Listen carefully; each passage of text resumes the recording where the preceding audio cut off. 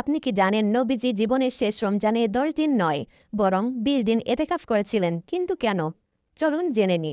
রমজানের শেষ দশকে নবী সাল্লাল্লাহু আলাইহি সাল্লাম এর জীবন।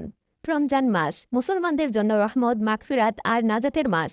কিন্তু আপনি কি জানেন মদিনায় অবস্থানকালে রমজানের শেষ 10 দিন কেমন কাটাতেন আমাদের প্রিয় নবী হযরত মুহাম্মদ সাল্লাল্লাহু আলাইহি সাল্লাম?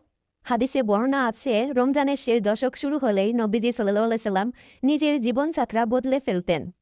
তিনি রাতগুলো কাটাতেন ইবাদতে, ঘুম কমিয়ে দিতেন আর নিজের পরিবারকেও জাগিয়ে দিতেন, যাতে তারা এই বরকতময় সময় থেকে বঞ্চিত না হয়।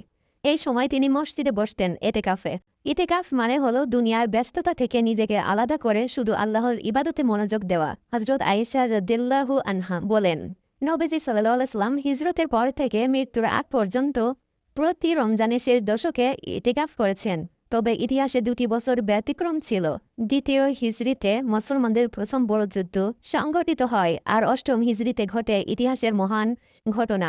এই 2 অভিযানের কারণে সেই বছর নবীজি সাল্লাল্লাহু আলাইহি সাল্লাম ইতিকাফ করতে পারেননি।